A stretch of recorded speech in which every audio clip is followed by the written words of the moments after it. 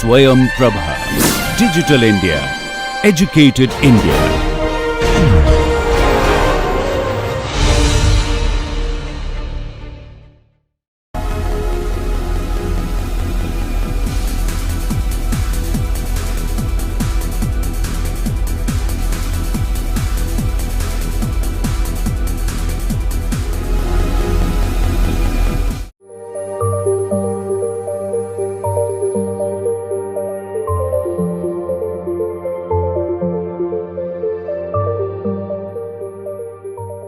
Dear students, I welcome you back to the lectures on lecture series of course material of Transportation Engineering 2. From the previous two lectures, we have been discussing about runways. We have seen how the runways can be oriented. We have also discussed about the various configurations in which the runways can be laid. And then in the previous lecture, we have discussed about the various factors which are considered for the calculation of the runway length to be provided at certain elevation where some temperature is prevailing or the terrain conditions are being defined in terms of the effective gradients. In continuation of the same, in today's lecture we will be concentrating on the various geometric features of runway strip. Therefore, this lecture has been outlined in form of the runway geometric, wherein we will be discussing about the runway width, the transverse grade, the longitudinal grade, the rate of change of longitudinal grade, side distance requirements. So, we start with the initial geometric condition, that is the length of runway strip. Already we have seen in the previous lecture that the length of runway strip is governed by certain assumptions with respect to the mean sea level. Mean sea level is the one which has the defined meteorological conditions, and for that defined meteorological conditions whatever runway strip is provided is known as the basic runway length. With respect to that basic runway length, now we have to see whether it is to be increased or decreased for any other elevation or for any other site of the airport being provided. Now, if this airport is being provided at a higher altitude with respect to the mean sea level, then the corrections goes into the form of a sequential form, as we have seen, that is for elevation, for temperature and for the effective gradients. So, elevation is for the condition effect, the temperature is from the meteorological conditions and the gradient is from the topographical conditions. In that sequence, what we have to look at is that how this length is going to be computed. Then another thing is the width of the runway strip, that is we have seen when we discussed about the aircraft characteristics, that what are the characteristics which create an effect on the width of the runway strip, and that was the wing span. With respect to that, we will be looking in today's lecture that how the width of the runway strip is affected and what should be the width of runway strip. The other thing is the site distance to be provided, that is related to the visibility, and this visibility we have discussed before in terms of the flight rules, where we talked about the instrumental flight rules or the visual flight rules or the instrumental landing conditions or the non-instrumental landing conditions, where in the stricter form the visibility is being defined in terms of the 300 meters at the minimum level. Then the longitudinal and effective gradients, this we have just seen that we will be looking in this sequence, and then we have the rate of change, we have the transverse gradient and the safety area. So, starting with these various geometric features, the very first one is runway length, where the basic runway length, as we have seen, depends on the category in which the aircraft falls as per ICAO classification. Because what we have seen is in the case of ICAO classification, where and its effect on the computation of the basic runway length in terms of takeoff distance available, takeoff run available, or the distance required for acceleration is stopping available for the aircraft, and likewise all these distances are governed by the power which is available or the propulsion system which is available with any of the aircraft. If the aircraft is big, the power is more, and therefore, it will be require a longer distance so as to stop or so as to take off. So, in that sense, we try to analyze it that in what particular category the aircraft falls, and then for that particular category what should be the basic runway length. Now, here when we are talking about this basic runway length, then it means we are talking about the mean sea level, and therefore, whatever this length is to be provided is for 15 degree centigrade temperature at a mean sea level at 6760 mm of the mercury and the air pressure accordingly. Now, this length needs to be modified for the three types of the corrections, that is elevation correction, temperature correction and the gradient correction taken in order. And this we have seen in the previous lecture, that how these corrections can be provided and at what particular rate these needs to be provided. We have seen that the elevation correction is to be provided at a rate of 7% for every 300 meter elevation, temperature is to be provided for every 1% change for at 1% for every 1% change in the temperature between ART and the standard temperature at that elevation on the airport, and the gradient correction is being provided in terms of 20% for every 1% effective gradient. So, that is the value by which this basic runway length which is being computed gets modified, and in the case of elevations and going up, these will be increasing. So, that is the aspect which we have to taken care of when we are talking about any runway length. Now, the runway length requirement for various aircrafts can be seen just now in this particular analysis, where we are taking the aircraft and the runway length in meters.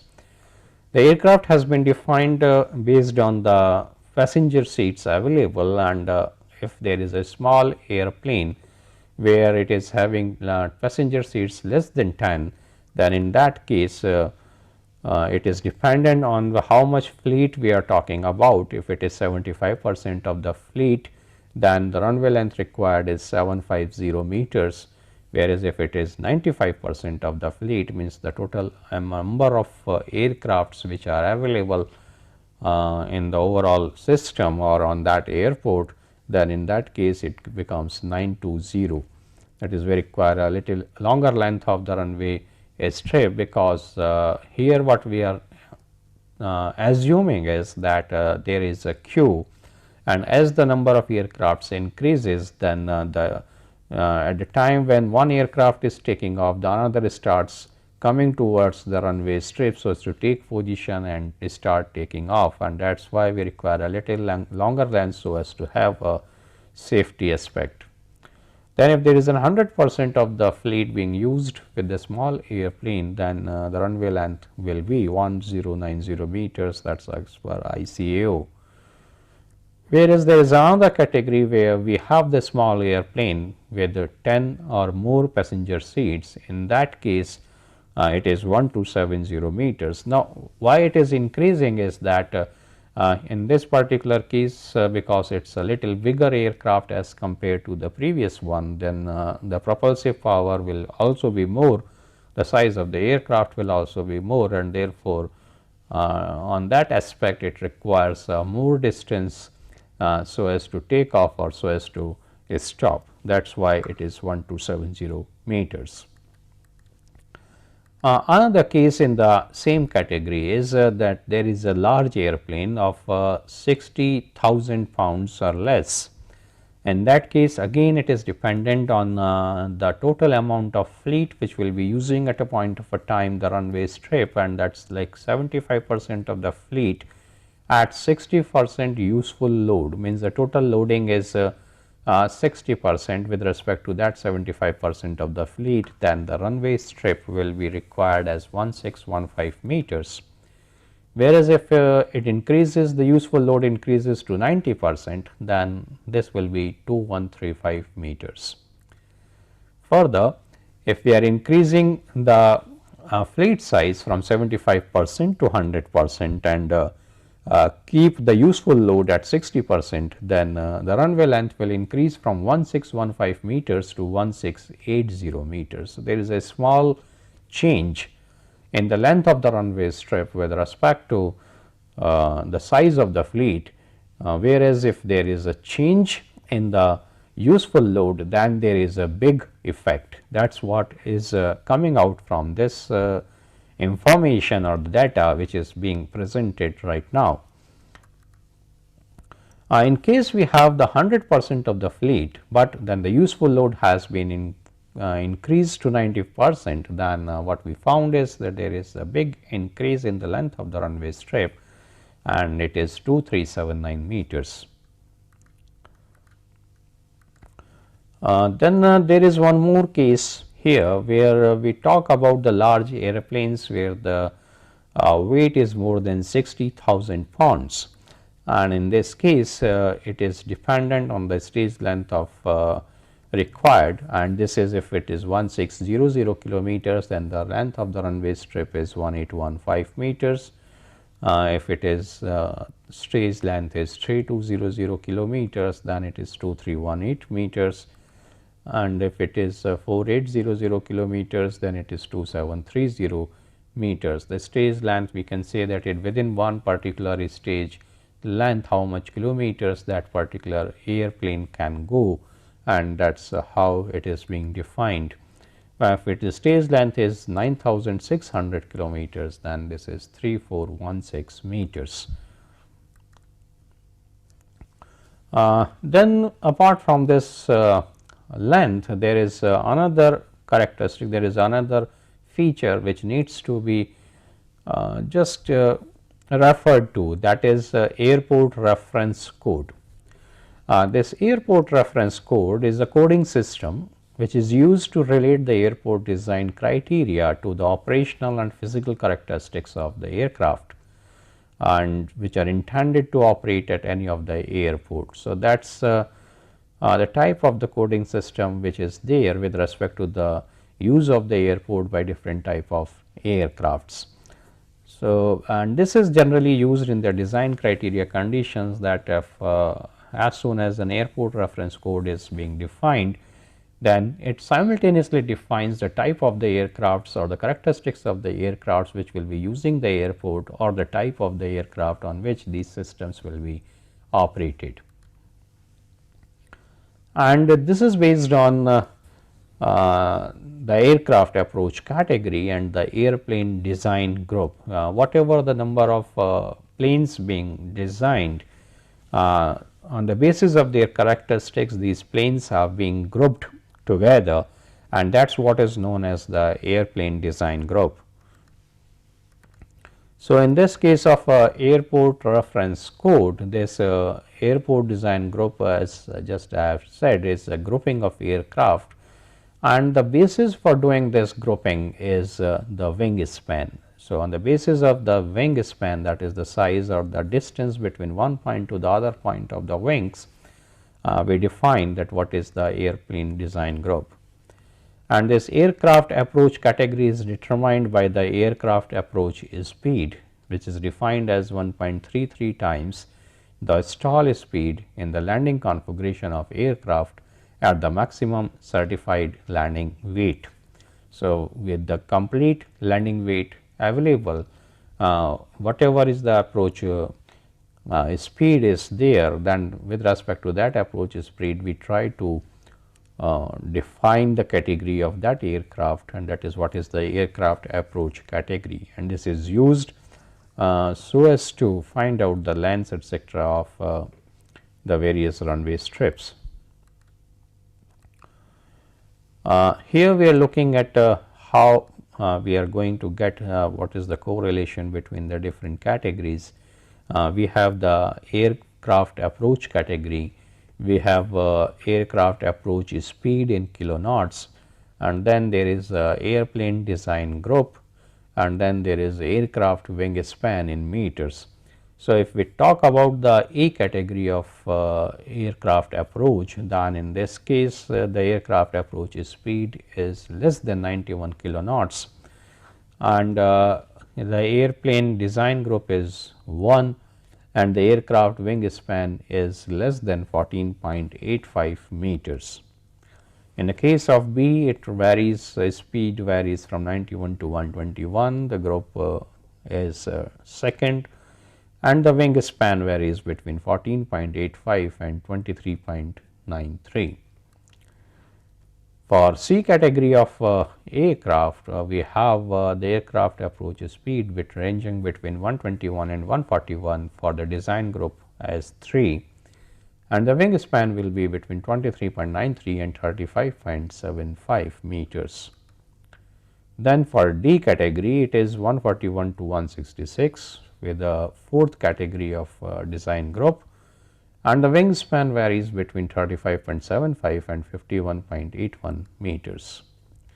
Then finally for E category, that is the fifth category, which approach speed is greater than or it is equals to 166 kiloknots, and in this category the design group is fifth, and wingspan is 51.81 to 64.85 meters.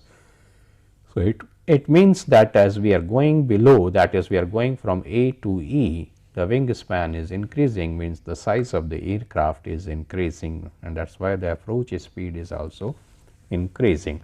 It means this particular aircraft will be approaching the runway strip at a speed of 166 kiloknot, that is the amount of speed.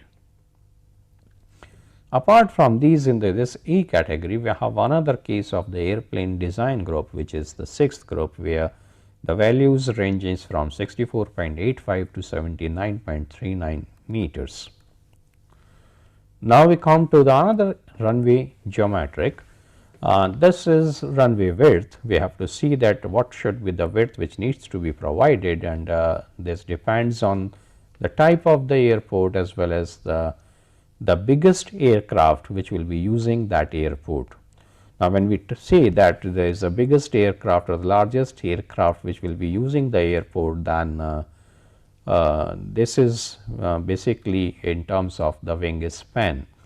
And as we have seen in there are one aircraft which is used for cargo movement, and that cargo movement aircraft is having the wingspan of such size that if we take the distance from one side of that wing to the other side of the wing, then the total size is equivalent to the size of a football ground, and that is the only single aircraft in the world which is being manufactured, and it is mostly used for delivering cargo from one location to another. It is available with Russia. In case of a large aircraft, the central 30-meter width of the runway pavement is observed to take more concentrated air traffic load. That is the lateral displacement of the aircrafts with respect to the pavement. So, within the central 30-meter width, the most of the loads are coming, whereas out of that the loads will be reducing.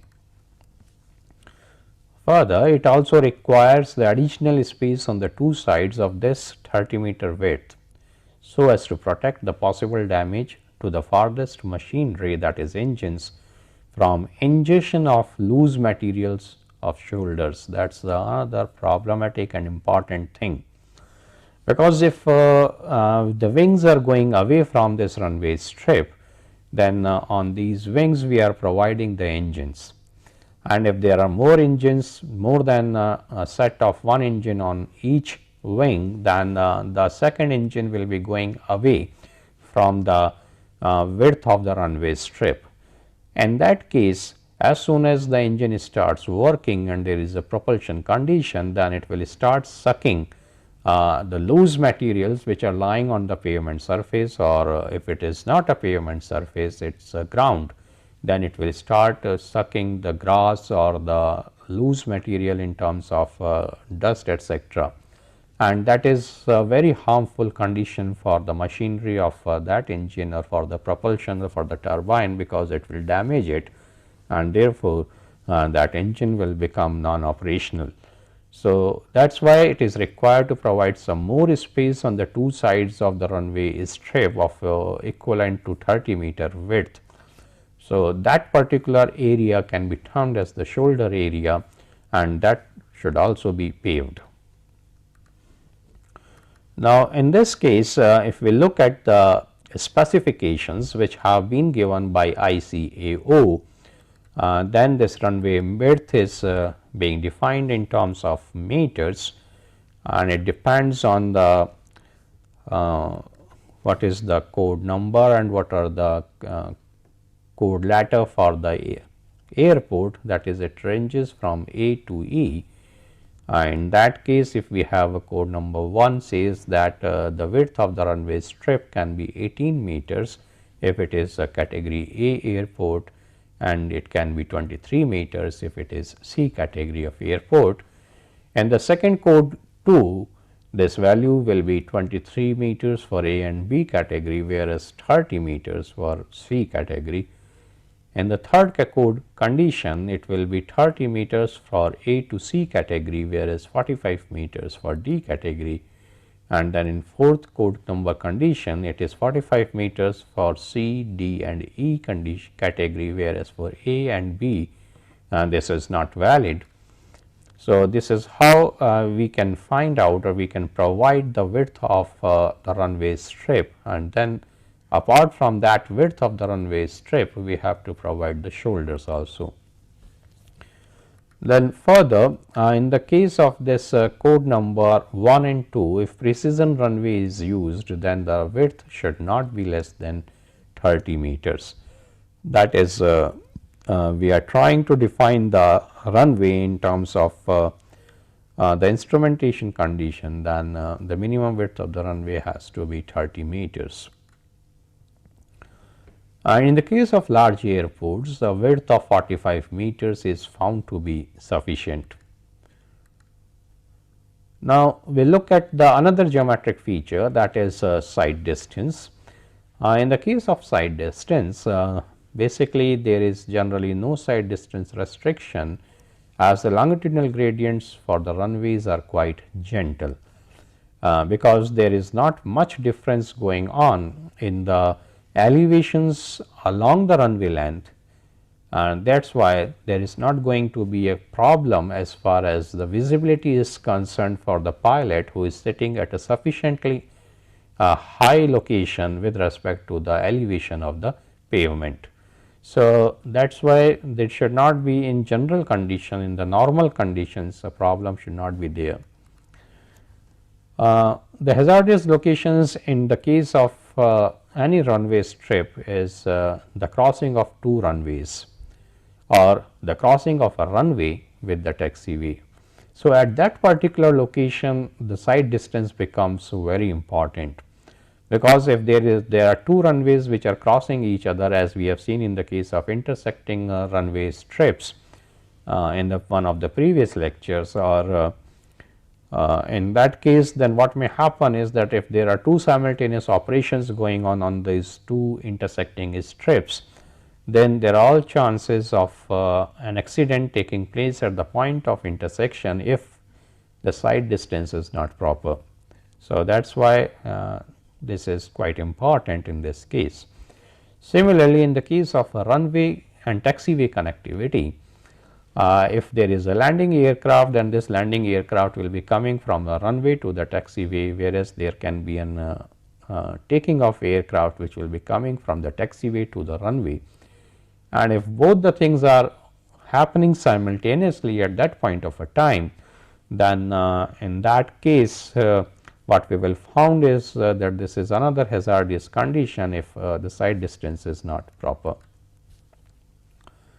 Then adherence to runway longitudinal gradient standards provides adequate line of sight. That is what is possible, that if we can provide the longitudinal gradients as per the standards, then there will not be any problem of line of sight. the line of sight will not get disturbed or obstructed. Here we are looking at the sight distance condition with respect to the airport category, and we have two values as y and x in meters, and as far as the ICAO code letter of A is concerned for the airport category, then y is 1.5 meters and x is half of the runway length.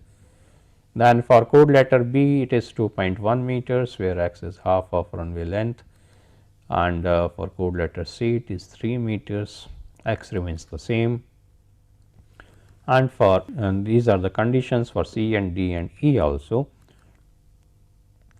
Now, here the runway grade is such that if there are 2 points y meters above the runway center line, then they will be mutually visible for a minimum distance of x. That is how this y and x values are defined. There is the similar condition which we talk in the case of roads, where there is a vehicle and there is an obstruction, then we take the height of the eyesight of the driver and the height of the obstruction, that is what is y, and then we take the minimum distance between the two, so that there is no collision taking place, and that is what is minimum distance of x. Now, we will come to the another geometric feature, that is runway gradient. Now, in the case of runway gradient, we have different type of the gradients which needs to be discussed. We have the longitudinal gradients, we have the transverse gradients, and we have the effective gradients. In case of the longitudinal gradient, this longitudinal gradient also gets transformed into the effective gradient, which is used as a design parameter for finding out the length of any runway strip. So, therefore, we are taking these two things together here, and what we found is that the longitudinal gradient of a runway increases the required runway length. That is the one thing. If it is a flatter and it is a zero gradient condition, then there is no change in the length of the runway strip. But as soon as there is a longitudinal gradient, then the length of the runway strip will change. It also affects the aircraft performance in the sense that if there are number of gradients being provided, then at the point where the two gradients are meeting each other, there is a kink being formed, and as the aircraft traverses this kink, there are chances of a structural disability deformation coming within the aircraft. So, this particular amount by which the two longitudinal gradients have been connected with each other, that is what is the steepness of those two longitudinal gradients, will define the amount of damage which may be caused to any aircraft. Then this should be flat as far as possible, so that we can avoid excessive engine thrust, because if it is downward direction and the engine and the aircraft is going in the upward direction, then the engine thrust will be towards the pavement side, whereas if it is going in the downward direction after traversing this point of connectivity of the two gradients, then the thrust will be in the upward direction and may cause problem with some other feature on the airport. Now, ICAO has limitized the maximum longitudinal gradient to 1.25% to 1.5% for runways that serve the largest type of aircraft. So, that is the limiting value being provided by ICAO. Now, when we talk about this longitudinal gradient, then we can also talk about the rate of change of effective longitudinal gradient.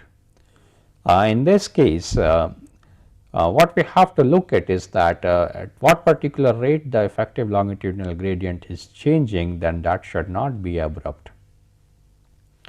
If it is abrupt, then this abrupt grade change will cause premature liftoff of the aircraft during taking off, because if it is abrupt and as soon as there is upgrade being followed by a downgrade, we found that there will be a lift which will be induced on the aircraft, and this lift will be premature lift instead of the designated point from where the lift should have taken place. This lift will be taking place before that. Another case is that if this change in the gradient, if it is not smooth, then it is going to create a problem. So, therefore, what we needs to do is we have to provide the vertical curves as we have done in the case of railways, or as we do in the case of highways also. So, the provision of vertical curves is one way by which we can try to reduce such type of effects.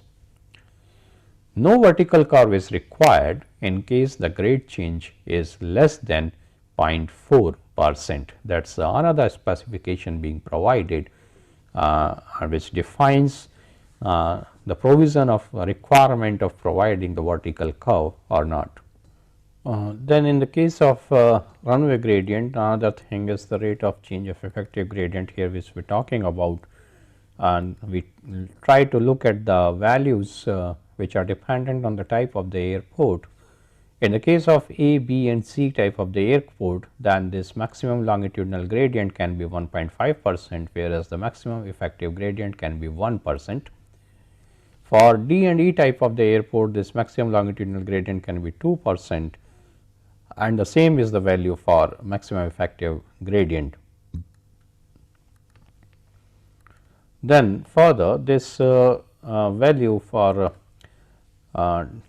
how we are going to make this changeover in the case of the effective gradient is in the case of the various type of the airport, we have to look at this rate of change and the distance between the 30-meter length of the curve grade intersection, and this is how it is defined for A and B type of airport.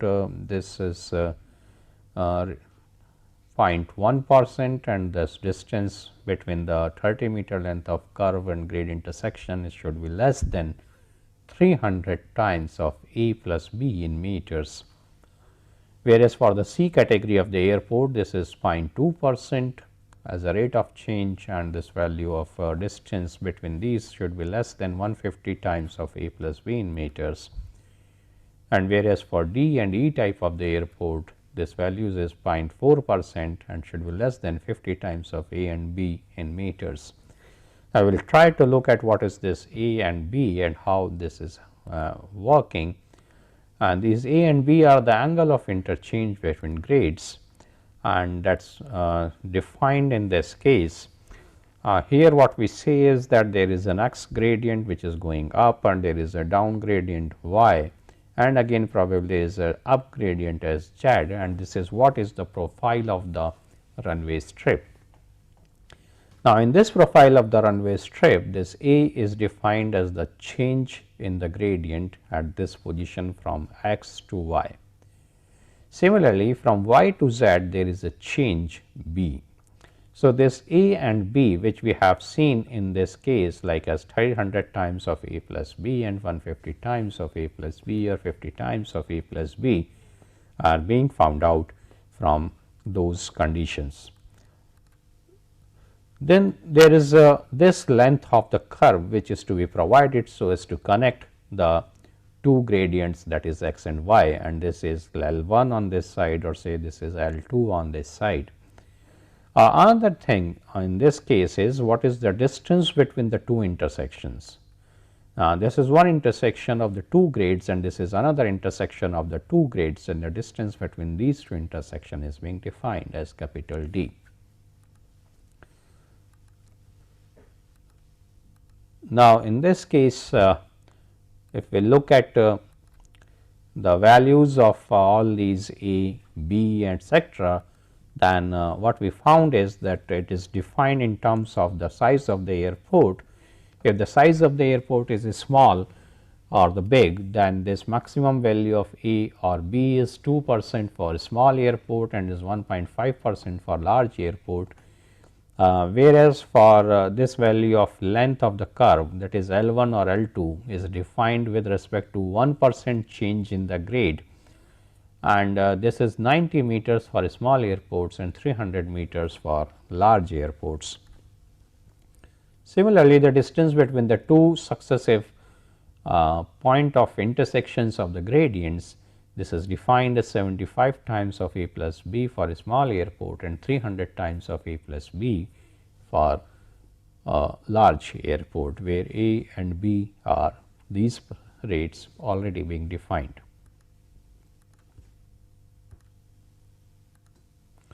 Now, we look at further in the same category of the rate of change of longitudinal gradients on the specifications being given by ICAO in terms of the grade design criteria, and this grade design criteria is being looked at in terms of ICAO code number, then the maximum longitudinal grade in percent, the maximum grade and first and last quarter grade percent, and then the maximum effective grade, maximum grade change, then the distance between points of grade intersection and the length of the vertical change. So, these are the various values which have been defined by ICAO. So, as a design criteria for the grades, and it says that if ICAO code number is 4, the maximum longitudinal grade percent can be 1.25%, maximum grade quarter grade percent is 0.8%, maximum effective grade is 1%, and this maximum grade change is 1.5%, and then the distance is 300 times of a plus b, and the length of the vertical change is 300 meters. Similarly, for ICAO code number 3, the values have been defined, and there is a reduction in the values at this location, whereas in the case of the maximum longitudinal grade percent, it is increasing. Further, when we go to the category 2, then is the maximum longitudinal gradient increases further to 2%, and maximum grade change also increases to 2%, whereas the distance between the points of grade change reduces to 50 times a plus b, and the length of vertical change reduces to 75, that is the distance between the two successive changeovers in the gradients. In case of category 1, then these grades are same, that is as 2%, whereas the distance remains 50 times of a plus b, and 75 is the length of the vertical change being provided at any of the one location. Now, we look at another geometric feature, that is transverse gradient. This transverse gradient, as we have discussed previously too, is provided for quick disposal of surface water, and as soon as water is being disposed of, it will become dry soon, and therefore, the chances of any hazardous conditions will remove. And the minimum recommended transverse slope is 1%, which is provided on the basis of the minimum requirement of a grade which can drain off the water from the surface. So, that is the criteria of fixing this value. For rigid pavements, it can be kept as low as 0.5%. The 1% may be taken for the high bituminous concrete pavements being provided on the runway strips. Then a slope of up to 2% are permitted for the runways that serve smaller classes of aircrafts which are coded for A or B, whereas for other runways the maximum transverse slope is fixed as 1.5%. In the case of shoulders, the slope of up to 5% is permitted. Federal Aviation Administration of US recommends 4 centimeter drop from the paved surface runway surface to the graded shoulder surface. That is the specification by FAA. In this diagram, we look at the transverse gradients which have been specified. We have the runway strip being provided here along with some camber at the center, so that the water drains from to this side or to this side, and the transverse slope being specified for this one is ranges between 1 and 2%. and here we are showing that this is having a width of 45 meters in the case of large airports where the large aircrafts may be using the runway strip. Then we have the shoulder, and in this case of a shoulder the slope being provided is a little steeper as compared to the runway strip and varies between 3 and 5%, and by this time the width of the runway strip becomes 150 meters is being shown here, and this is sufficient for the general categories of the aircrafts which will be using that air strip. And then finally, on this embankment condition, this transverse slope can vary between 1.5 to 5%, and the final value at the bottom, the width which will be there will be 300 meters. This is the runway safety area. So, this is what is to be provided in the longitudinal direction as far as the width is considered for any runway strip. Here we are looking at another diagram where we try to show the same sort of a condition where the runway is being provided here as a thicker black line, and this runway strip is provided with 1 to 2% of grades on the two directions with respect to the center line. And then we have the shoulder on this side, when the shoulder is having the gradient as 3 to 5%, and then after this shoulder we have 1.5 to 5% of the grade being provided. So, these are the things being shown, and then this is runway safety area from this point to this point, and this is the primary surface being taken for the movement of any aircraft on this runway strip. That is the approach area which generally we considered, and this is a normal terrain condition which is being shown here, and with respect to this normal terrain condition, after this point of approach condition the transition surface will start, as we have seen in the case of obstructions on any airport, and these transition surface will then transform into a horizontal surface after this. Here in this diagram, there another thing which is being shown is position of any one taxiway on the side. This is what is another important feature of any airport, and in this case of this taxiway which is being provided on this location here, this taxiway is having the width from this location to this location, and it is also provided with a transverse gradient of 1 to 2% with the 3 to 5% of the shoulder conditions.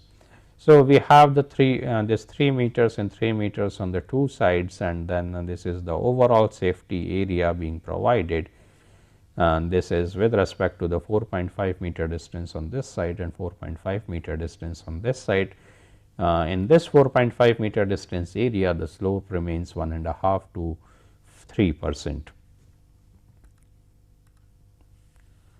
Now, we come to the safety area. This safety area is an area which is cleared, drained and graded.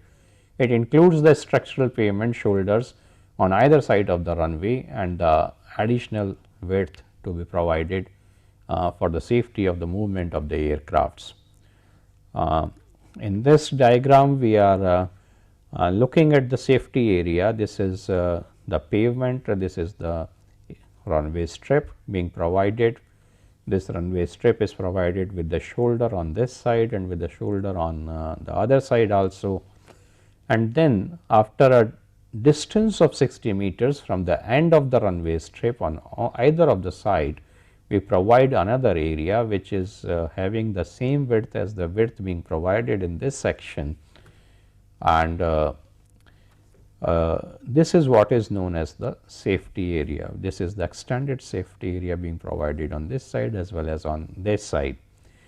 The length of this safety area will be at the maximum of around 240 meters as the final value, final distance of this safety area with respect to the end of the runway strip is 300 meters.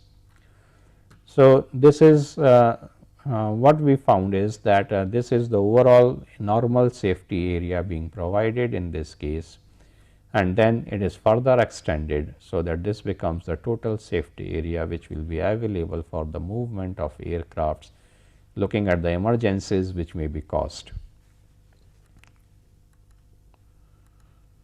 There are certain recommendations which have been given by ICAO, and these recommendations are again in terms of the various code numbers being designated. These code numbers in terms of, like here we are talking about the width of the runway strip, where the width of the runway strip with respect to the precision approach, and if we have the categories of the airports as 1, 2, 3, 4, then this value is being provided as 150 meters, 150 meters, or 300 meters and 300 meters. In the case of non-precision instrument, then it is it remains the same in this case, and then for visual approach the values decreases and they become 60 meters, 80 meters, 150 meters and 150 meters. Further, there are some more recommendations associated with the ICAO, and it is in terms of the width of the cleared and the graded area which is provided on the sides as well as at the ends of the runway strips. And in the case of instrumental approach, this is 80 meters, 80 meters, 150 meters and 150 meters for the code categories of 1 to 4. In the case of visual approach, this value is again 60, 80, 150 and 150. Then we come to the aspect, as we have been discussing again and again, is shoulders. In the case of shoulders, these are usually provided with lesser strength pavements, because the loads are not directly coming on the shoulders. This is remote conditions when the load may come to the shoulder, and these are provided on both sides of the runway strip, and these impart a sense of openness to the pilot, because that is sort of a psychological clearance which is being provided on the two sides of the runway strip, which otherwise may not be required as far as the width of the runway strip is concerned. Sometimes these are stabilized to resist jet blast erosion or to accommodate maintenance equipment. That is on the basis of the requirements. If the maintenance equipment has to move, then they have to be stabilized, or at times they have to be made a little in the form of a pavement, not maybe having the full strength as being provided in the case of a runway strip. The shoulders for small airports, they may be turfed, that is, they are provided with some material at the top. The shoulders are usually useful during the emergency landings or takeoffs. That is the main specific function of the shoulders, but then they are not meant for the regular application of the load. Means during takeoff or during landing, on a regular basis they should not be used, otherwise they will deteriorate at a much faster rate, because they are not provided with the full strength pavement as in the case of a runway strip. Then the next aspect is a blast pad. In blast pad, the runway blast pads may be constructed at the ends of the runway that serve jet operations, and the blast pad extends across the full width of the runway and its both side shoulders, and this is essentially non-traffic area. Means we are not supposed to use this particular area for the movement. The blast pads vary in length, and this varies from 30 meters to 120 meters depending on the type of the aircraft to be served. Now we have another condition where we have the parallel runway systems, and in this case the spacing depends on where the operation is VMC or IMC, that is visual meteorological condition or the instrument meteorological condition. In the case of IMC, it is desired to accommodate simultaneous arrivals or simultaneous arrivals and departures. In case of airports serving both heavy and light aircraft, the simultaneous use of runways even in the VMC conditions may be dictated by separation requirements to safeguard against the wake vortices which are formed at the tail ends and which are formed at the ends of the wings. The recommendations here are that under VMC, there are, in respect to the wake vortices, FAA recommends that there should be a centerline separation of 90 meters for single engine propeller aircraft, 150 meters for twin engine propeller aircraft, 210 meters for all other aircrafts, and there should be a separation increase by 360 meters for airplane design group of 5th and 6th category, that is the bigger category. Further recommendations are that under VMC, we should disregard the walk vortices.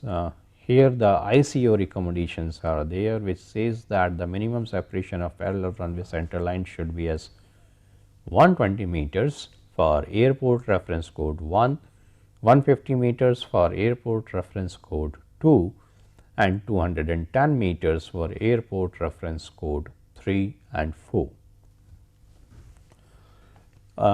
Here in the case of VMC, the FAA recommendations are that the center line separation should be of 420 meters during daylight hours for opposite direction operations and 840 meters at all other times. Under VMC, considering the wake vortices, the FAA recommends that the minimum separation should be of 750 meters. Then in the case of IMC, for the simultaneous instrument approaches, the ICO recommends a minimum separation of parallel runway center line as 1525 meters, whereas the FAA recommends this distance as 1290 meters. In the case of instrumental approaches, both the FAA and ICAO recommends the center line separation of 915 meters. So, these are certain recommendations as far as the provision of the different parallel runways are concerned. Then further, there are some more recommendations of Federal Aviation Administration, and it speaks of that under the simultaneous VFR conditions for all aircrafts, the distance or the spacing can be 210 meters, whereas for simultaneous IFR operations under segregated conditions it can be 760 meters. For radar departure it may be 760 meters. For non-radar departures it can be 1000 meters, and for dependent arrivals it can be 915 meters, and for independent arrivals it may be 1300 meters. So, this is what we have seen in this particular lecture is that what are the various geometrics which needs to be provided on any of the runway strip, and these varies from the length of the runway strip to width of the runway strip to safety area to side distance and to the different type of the gradients which needs to be provided. Alongside these things, we have also discussed about the recommendations which have been given by ICAO or FAA as available. Apart from this type of discussion, what we have tried to look at is that if two parallel runways are provided, then what is the type of the spacing which should be provided between those two runway strips. This is all about the runways and their provisions and design. Now, from the next lecture we will be shifting from the runways and we will be discussing about the other feature like taxiway, which is one of the another parallel important facility being provided on any of the airport with respect to runway strip. With that, we stop at this point, and I say goodbye to you and thank you to you.